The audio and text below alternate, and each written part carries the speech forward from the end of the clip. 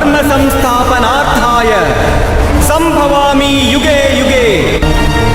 Hi friends, ಹೇಗಿದ್ದೀರಾ? ಇವತ್ತಿನ ಅದ್ಭುತ ವಿಡಿಯೋಗೆ ನಿಮ್ಮೆಲ್ಲರಿಗೂ ಆತ್ಮೀಯ ಸ್ವಾಗತ. ಸ್ನೇಹಿತರೆ, ಒಂದು ಸಾರಿ ಬುದ್ಧನು ತನ್ನ ಶಿಷ್ಯರಿಗೆ ಉಪದೇಶಗಳನ್ನ ಮಾಡುತ್ತಿದ್ದಾರೆ.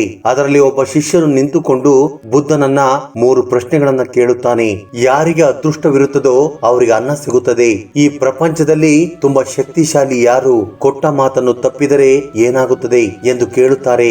ಇದನ್ನು ಕೇಳಿದ ಗೌತಮ ಬುದ್ಧನು, ಶಿಷ್ಯ, ನೀನು ತುಂಬಾ ಒಳ್ಳೆಯ ಪ್ರಶ್ನೆಯನ್ನು ಕೇಳಿದ್ದೀಯಾ. ಪ್ರತಿಯೊಬ್ಬರು ಕೂಡ ಈ 3 ವಿಷಯಗಳನ್ನ ತಿಳಿದುಕೊಳ್ಳುವ ಅಗತ್ಯವಿದೆ. ಈಗ ನಾನು ನಿನಗೆ ಒಂದು ಕಥೆಯನ್ನ ಹೇಳುತ್ತೇನೆ. ಅದನ್ನ ನೀನು ಜಾಗೃತವಾಗಿ ಕೇಳಿದರೆ ನಿನ್ನ ಈ 3 ಪ್ರಶ್ನೆಗಳಿಗೆ ಉತ್ತರ ಸಿಗುತ್ತದೆ ಎಂದು ಗೌತಮ ಬುದ್ಧರು ಹೇಳುತ್ತಾರೆ. ಪ್ರಾಚೀನ ಕಾಲದಲ್ಲಿ ಒಂದು ಬೃಹದಾಕಾರದ ಮರವಿತ್ತು. ಆ ಮರದ ಮೇಲೆ ಒಂದು ಗಿಡುಗ ವಾಸ ಮಾಡುತ್ತಿತ್ತು. ಆ ಮರದಿಂದ ಸ್ವಲ್ಪ ದೂರದಲ್ಲಿ ಹುತ್ತದಲ್ಲಿ ಒಂದು ಹಾವು ವಾಸ ಮಾಡುತ್ತಿತ್ತು. ಪ್ರತಿ ದಿನವೂ ಕೂಡ ಆ ಹಾವನ್ನ ಮರದ ಮೇಲಿದ್ದ ಗಿಡುಗ ಗಮನಿಸುತ್ತಿತ್ತು. ಒಂದು ದಿನ ಹುತ್ತದಿಂದ ಹೊರಗಡೆ ಬರುತ್ತಿರುವ ಹಾವನ್ನು ಗಮನಿಸಿದ ಗಿಡುಗ ತಕ್ಷಣ ಹಾವಿನ ಬಳಿಗೆ ಎಗರುತ್ತದೆ. ಆದ್ರೆ ಆ ಹಾವು ಇನ್ನು ಪೂರ್ತಿಯಾಗಿ ಹೊರಗಡೆ ಬಂದಿರುವುದಿಲ್ಲ. ಆಗ ತಕ್ಷಣ ಅದು ಗಿಡುಗನನ್ನ ಕಂಡು ಒಳಗಡೆ ಹೋಗಿ ಬಿಡುತ್ತದೆ. ಅದಾದ ಸ್ವಲ್ಪ ಸಮಯದ ನಂತರ ಹಾವು ಸ್ವಲ್ಪ ಹೊರಗಡೆ ಬಂದು ಗಿಡುಗ ಅಲ್ಲಿ ಇದೆಯೋ ಇಲ್ಲವೋ ಎಂದು ಗಮನಿಸುತ್ತದೆ. ಆಗ ಆ ಗಿಡುಗ ಆ ಹಾವನ್ನ ಹಿಡಿದುಕೊಳ್ಳುವುದಕ್ಕೆ ಮತ್ತೆ ಬರುತ್ತದೆ. ಆದ್ರೆ ಈ ಸಾರಿಯೂ ಕೂಡ ಆ ಹಾವು ಹೊರಗಡೆ ಬರದೆ ಒಳಗಡೆ ಹೋಗುತ್ತದೆ. ಹಾವು ಹೊರಗಡೆ ಬರಬೇಕೆಂದುಕೊಂಡ ಪ್ರತಿ ಸಾರಿಯೂ ಕೂಡ ಗಿಡುಗ ಹಾವಿನ ಮೇಲೆ ದಾಳಿ ಮಾಡುವುದಕ್ಕೆ ಪ್ರಯತ್ನ ಮಾಡುತ್ತಲೇ ಇರುತ್ತದೆ. ಇದರಿಂದ ಆ ಹಾವು ಮತ್ತೆ ಮತ್ತೆ ಹಿಂದಕ್ಕೆ ಹೋಗುತ್ತಲೇ ಇರುತ್ತದೆ. ಆದ್ರೆ ಗಿಡುಗ ಮಾತ್ರ ತುಂಬಾ ದಿನಗಳಿಂದಲೂ ಆ ಹಾವು ಯಾವಾಗ ಹೊರಗಡೆ ಬರುತ್ತದೆ, ಅದನ್ನ ಯಾವಾಗ ತಿನ್ನುತ್ತೇನೆ ಎಂದು ಕಾಯುತ್ತಿರುತ್ತದೆ. ಆದ್ರೆ ಹುತ್ತದ ಒಳಗಡೆ ಇದ್ದ ಹಾವು ಮಾತ್ರ ತುಂಬಾ ದಿನಗಳವರೆಗೂ ಹೊರಗಡೆ ಬರುವುದಿಲ್ಲ. ಒಂದು ವೇಳೆ ರಾಜ ವಿಕ್ರಮಾದಿತ್ಯ ಈ ಕಡೆ ಬಂದರೆ ನನ್ನ ಕಷ್ಟಗಳೆಲ್ಲವೂ ದೂರವಾಗುತ್ತವೆ ಎಂದು ತನ್ನಲ್ಲೇ ತಾನು ಅಂದುಕೊಳ್ಳುವುದಕ್ಕೆ ಶುರು ಮಾಡುತ್ತೆ.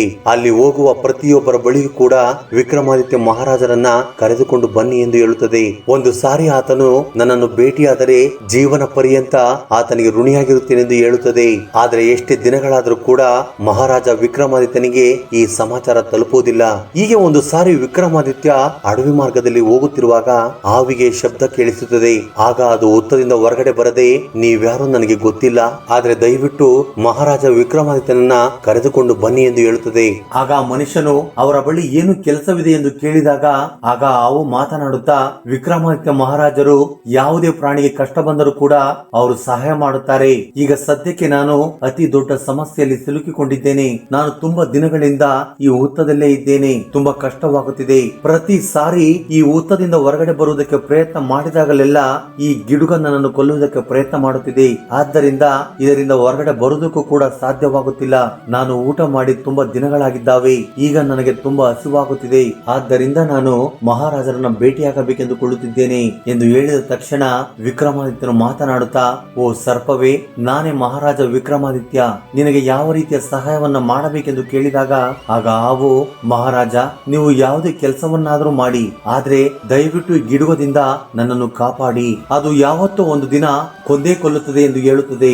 ಆಗ ವಿಕ್ರಮಾದಿತ್ಯನು, ಸರಿ, ನಿನ್ನನ್ನು ಇಲ್ಲಿಂದ ಕರೆದುಕೊಂಡು ಹೋಗಿ ತುಂಬಾ ದೂರ ಬಿಡುತ್ತೇನೆ ಎಂದು ಹೇಳುತ್ತಾನೆ. ಆಗ ಹಾವು ಮಾತನಾಡುತ್ತಾ, ನೀವು ಆ ರೀತಿ ಮಾಡಿದರೆ ಈ ಗಿಡುಗ ನಿಮ್ಮನ್ನು ಹಿಂಬಾಲಿಸುತ್ತಾ ಬಂದು ನನ್ನನ್ನು ಖಂಡಿತವಾಗಿಯೂ ಕೊಲ್ಲುತ್ತದೆ. ಆದ್ದರಿಂದ ನಾನು ಒಂದು ಉಪಾಯವನ್ನು ಮಾಡಿದ್ದೇನೆ. ನೀವು ಸ್ವಲ್ಪ ಸಮಯ ನನ್ನನ್ನು ನಿಮ್ಮ ಹೊಟ್ಟೆಯಲ್ಲಿ ಇಟ್ಟುಕೊಳ್ಳಿ. ಆಗ ಈ ಗಿಡುಗಗೆ ನಾನು ಎಲ್ಲಿ ಹೋಗಿದ್ದೇನೆಂದು ಖಂಡಿತವಾಗಿಯೂ ಇದಕ್ಕೆ ಗೊತ್ತಾಗುವುದಿಲ್ಲ. ಆಗ ನನ್ನನ್ನು ತುಂಬಾ ದೂರದವರೆಗೂ ಕರೆದುಕೊಂಡು ಹೋಗಿ ಅಲ್ಲಿ ಬಿಡಬಹುದು. ಸ್ವಲ್ಪ ದೂರ ನಡೆದುಕೊಂಡು ಹೋದ ನಂತರ ನಾನು ನಿಮ್ಮ ಹೊಟ್ಟೆಯಿಂದ ಹೊರಗಡೆ ಬರುತ್ತೇನೆ ಎಂದು ಹಾವು ಹೇಳುತ್ತದೆ. ನಿಜ ಹೇಳ್ಬೇಕು ಅಂದ್ರೆ ವಿಕ್ರಮಾದಿತ್ಯ ಮಹಾರಾಜನು ಯಾವುದೇ ಪ್ರಾಣಿಗೆ ಕಷ್ಟ ಬಂದರೂ ಕೂಡ ಸಹಾಯ ಮಾಡುತ್ತಿದ್ದರು. ಅದಕ್ಕಾಗಿ ಹಾವು ಹೇಳಿದ ಮಾತನ್ನು ಕೂಡ ಒಪ್ಪಿಕೊಳ್ಳುತ್ತಾರೆ. ಆಗ ತಕ್ಷಣ ಹಾವು ವಿಕ್ರಮಾದಿತ್ಯನ ಹೊಟ್ಟೆಯನ್ನು ಸೇರಿಕೊಳ್ಳುತ್ತದೆ. ಸ್ವಲ್ಪ ಸಮಯದ ನಂತರ ವಿಕ್ರಮಾದಿತ್ಯನು ಅಡವಿಯಲ್ಲಿ ನಡೆದುಕೊಂಡು ಹೋಗುತ್ತಿರುತ್ತಾರೆ. ಸ್ವಲ್ಪ ದೂರ ಹೋದ ತಕ್ಷಣ ಒಂದು ಸುರಕ್ಷಿತವಾದ ಸ್ಥಳ ಬರುತ್ತದೆ. ಆಗ ವಿಕ್ರಮಾದಿತ್ಯನು, ಓ ಸರ್ಪವೇ, ನನ್ನ ಹೊಟ್ಟೆಯಿಂದ ಹೊರಗಡೆ ಬಾ. ನಿನಗೋಸ್ಕರ ಒಂದು ಸುರಕ್ಷಿತವಾದ ಸ್ಥಳವನ್ನ ಹುಡುಕಿದ್ದೇನೆ. ನೀನು ಇಲ್ಲಿ ನೆಲೆಸಿದರೆ ನಿನಗೆ ಯಾವುದೇ ರೀತಿಯ ಹಾನಿ ಆಗುವುದಿಲ್ಲ. ನಿನಗೆ ಯಾವುದೇ ಗಿಡುಗ ಏನು ಮಾಡುವುದಿಲ್ಲ ಎಂದು ಹೇಳುತ್ತಾರೆ. ಇದನ್ನು ಕೇಳಿದ ತಕ್ಷಣ ಹಾವು, ಇಲ್ಲ ಮಹಾರಾಜ, ನಾನು ನಿಮ್ಮ ಹೊಟ್ಟೆಯಿಂದ ಹೊರಗಡೆ ಬರುವುದಿಲ್ಲ ಎಂದು ಹೇಳುತ್ತದೆ. ಆಗ ವಿಕ್ರಮಾದಿತ್ಯನು ಸ್ವಲ್ಪ ದೂರ ಹೋದ ನಂತರ, ನೀನು ನನ್ನ ಹೊಟ್ಟೆಯಿಂದ ಹೊರಗಡೆ ಬರುತ್ತೇನೆಂದು ಮಾತು ಕೊಟ್ಟಿದ್ದೀಯಾ, ಆದ್ರೆ ಈಗ ಏಕೆ ಬರುತ್ತಿಲ್ಲ ಎಂದು ಕೇಳಿದಾಗ ಆಗ ಹಾವು, ನಿಮ್ಮ ಹೊಟ್ಟೆಯಲ್ಲಿ ಇರುವಾಗ ನನಗೆ ಸಿಕ್ಕಿರುವ ಆನಂದ ನಾನು ಹುತ್ತದಲ್ಲಿರುವಾಗ ನನಗೆ ಸಿಕ್ಕಿರಲಿಲ್ಲ, ಆದ್ದರಿಂದ ಯಾವುದೇ ಪರಿಸ್ಥಿತಿಯಲ್ಲೂ ಕೂಡ ನಿಮ್ಮ ಹೊಟ್ಟೆಯಿಂದ ಹೊರಗಡೆ ಬರುವುದಿಲ್ಲ ಎಂದು ಹೇಳುತ್ತದೆ. ಹಾವಿನ ಕೆಟ್ಟ ಸ್ವಭಾವವನ್ನು ಅರ್ಥ ಮಾಡಿಕೊಂಡ ವಿಕ್ರಮಾದಿತ್ಯನು ಆತನಿಗೆ ಏನು ಮಾಡಬೇಕೆಂದು ಅರ್ಥವಾಗುವುದಿಲ್ಲ. ಆ ಹಾವಿನ ವಿಷದಿಂದ ಮಹಾರಾಜನ ಶರೀರವೆಲ್ಲವೂ ಪೂರ್ತಿಯಾಗಿ ಬಲಹೀನವಾಯಿತು. ಆಗ ಮಹಾರಾಜನು ಯೋಚನೆ ಮಾಡುತ್ತಾ, ಈಗ ಒಂದು ವೇಳೆ ನಾನು ರಾಜ್ಯಕ್ಕೆ ಹೋದರೆ ಮಾರ್ಗ ಮಧ್ಯದಲ್ಲಿಯೇ ಜ್ಞಾನ ತಪ್ಪಿ ಬಿದ್ದು ಹೋಗುತ್ತೇನೆ, ಆದ್ದರಿಂದ ಈ ಅರಣ್ಯದಲ್ಲಿಯೇ ಯಾವುದಾದರೂ ಒಂದು ಸ್ಥಳದಲ್ಲಿ ಒಂದು ಚಿಕ್ಕ ಕುಟೀರವನ್ನು ವ್ಯವಸ್ಥೆ ಮಾಡಿಕೊಂಡು ನೆಲೆಸೋಣ ಎಂದುಕೊಳ್ಳುತ್ತಾರೆ. ಆತನ ಶರೀರದಿಂದ ರಕ್ತವು ಹರಿಯುತ್ತಿದೆ. ಅಷ್ಟೇ ಅಲ್ಲದೆ ಆ ಹಾವಿನ ವಿಷದಿಂದ ಅಲ್ಲೆಲ್ಲ ದುರ್ವಾಸನೆ ಬರುತ್ತಿದೆ. ಆಗ ಮಹಾರಾಜ ವಿಕ್ರಮಾದಿತ್ಯನು ಅಲ್ಲಿ ವಿಶ್ರಾಂತಿ ತೆಗೆದುಕೊಳ್ಳುತ್ತಾರೆ. ಅಲ್ಲಿ ಪಕ್ಕದಲ್ಲಿಯೇ ಶ್ರಾವಸ್ತಿ ಎಂಬ ಇನ್ನೊಂದು ರಾಜ್ಯವಿತ್ತು. ಅದಕ್ಕೆ ರಾಜನು ತಾಮಧ್ವಜನು. ಆತನಿಗೆ 3 ಮಂದಿ ಹೆಣ್ಣು ಮಕ್ಕಳು. ನಿಜ ಹೇಳ್ಬೇಕಂದ್ರೆ ಈತನು ತುಂಬಾ ಅಹಂಕಾರಿ. ಈತನ ವಿರುದ್ಧವಾಗಿ ಯಾರೇ ಮಾತನಾಡಿದರೂ ಕೂಡ ಅವರಿಗೆ ಶಿಕ್ಷೆಯನ್ನ ನೀಡುತ್ತಿದ್ದನು. ಒಂದು ದಿನ ಈತನು ತನ್ನ ಮಕ್ಕಳ ಬಳಿ, ನೀವು ಯಾರ ದಯೆಯಿಂದ ಊಟವನ್ನು ಮಾಡುತ್ತಿದ್ದೀರಾ ಎಂದು ಕೇಳುತ್ತಾನೆ. ಆಗ ಅವರಲ್ಲಿ 2 ಮಕ್ಕಳು ಭಯ ಬಿದ್ದು, ನಿಮ್ಮ ದಯೆಯಿಂದಲೇ ಊಟ ಮಾಡುತ್ತಿದ್ದೇವೆ ಅಪ್ಪ ಎಂದು ಹೇಳುತ್ತಾರೆ. ಆದ್ರೆ ಆತನ ಹಿರಿಯ ಮಗಳು ಚಿತ್ರಲೇಖ ಮಾತ್ರ, ಇಲ್ಲ ಅಪ್ಪ, ನಾವು ನಮ್ಮ ಭಾಗ್ಯದಿಂದಲೇ ಊಟವನ್ನ ಮಾಡುತ್ತಿದ್ದೇವೆ ಎಂದು ಹೇಳುತ್ತಾಳೆ. ಈ ಮಾತನ್ನು ಕೇಳಿದ ತಕ್ಷಣ ತಾಮಧ್ವಜನಿಗೆ ತುಂಬಾ ಕೋಪ ಬರುತ್ತದೆ. ಆಗ ಆತನು ತನ್ನ ಮಗಳಿಗೆ ಶಿಕ್ಷೆಯನ್ನು ನೀಡಬೇಕೆಂದುಕೊಳ್ಳುತ್ತಾನೆ.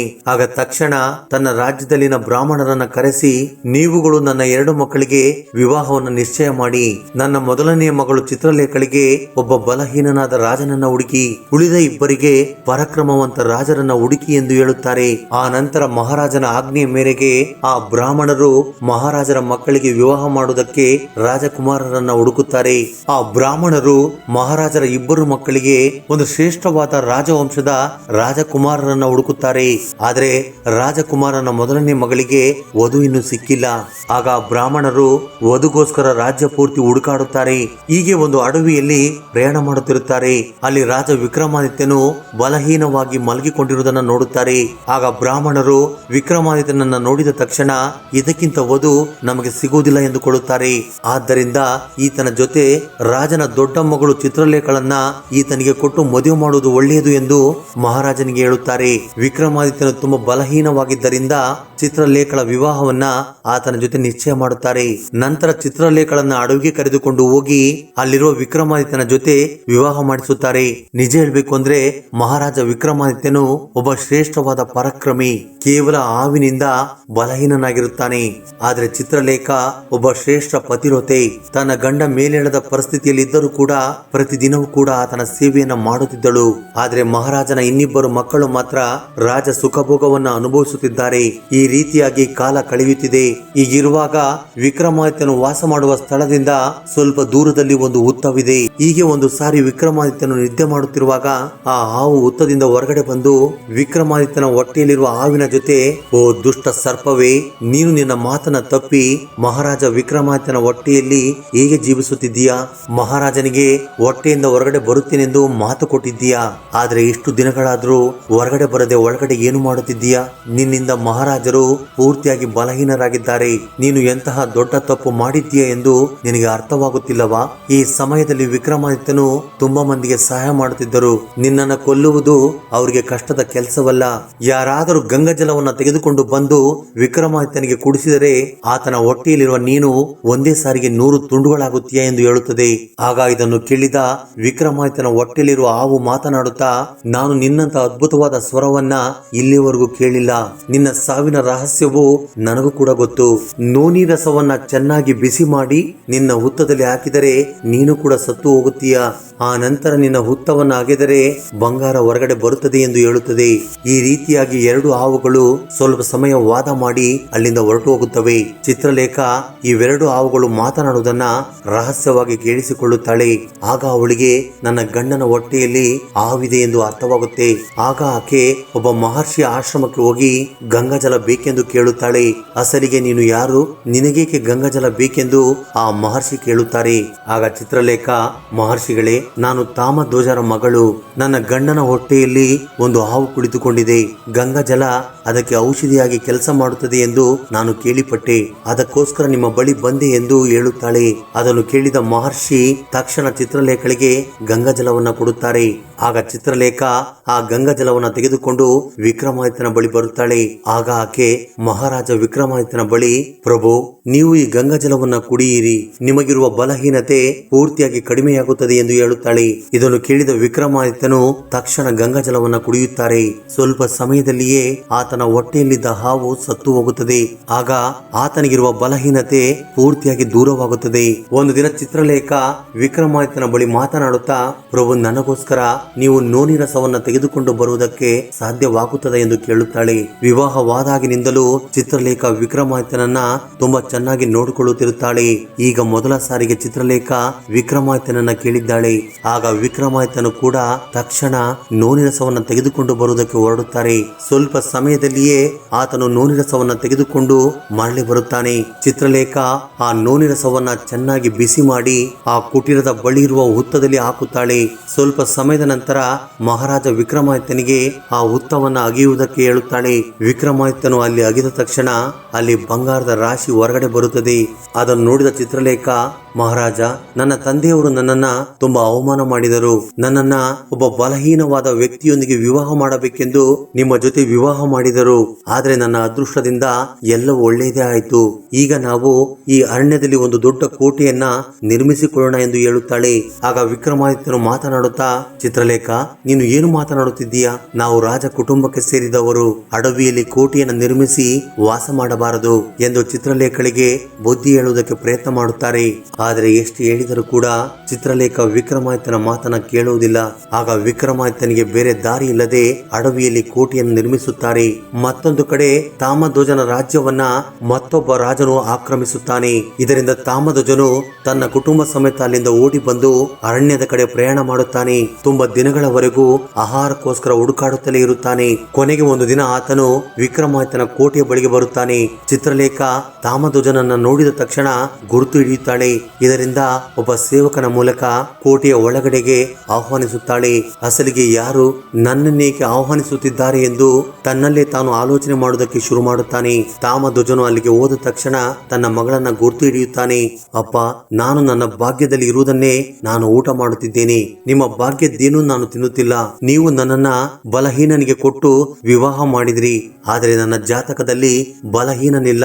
ನನ್ನ ಗಂಡ ಒಬ್ಬ ಪರಾಕ್ರಮಿ ಎಂದು ಹೇಳುತ್ತಾಳೆ. ಆಗ ತಾಮಧ್ವಜನು ತಾನು ಮಾಡಿದ ತಪ್ಪನ್ನ ಅರ್ಥ ಮಾಡಿಕೊಂಡು ತನ್ನ ಮಗಳ ಬಳಿ ಕ್ಷಮೆಯನ್ನ ಕೇಳುತ್ತಾನೆ. ನಂತರ ಚಿತ್ರಲೇಖ ತನ್ನ ತಂದೆಯನ್ನ ಒಳಗಡೆ ಆಹ್ವಾನಿಸುತ್ತಾಳೆ. ಆ ನಂತರ ವಿಕ್ರಮಾದಿತ್ಯನು ತನ್ನ ಮಾವನನ್ನ ರಾಜ್ಯಕ್ಕೆ ಕರೆದುಕೊಂಡು ಹೋಗುತ್ತಾರೆ. ವಿಕ್ರಮಾದಿತ್ಯನು ತಾಮಧ್ವಜನ ರಾಜ್ಯವನ್ನು ಆಕ್ರಮಿಸಿದ ರಾಜನನ್ನ ಸೋಲಿಸಿ ತನ್ನ ಮಾವನಿಗೆ ಮರಳಿ ಕೊಡುತ್ತಾನೆ. ಈ ರೀತಿಯಾಗಿ ಗೌತಮ ಬುದ್ಧರು ತನ್ನ ಶಿಷ್ಯರಿಗೆ ಕಥೆಯನ್ನು ಹೇಳುತ್ತಾರೆ.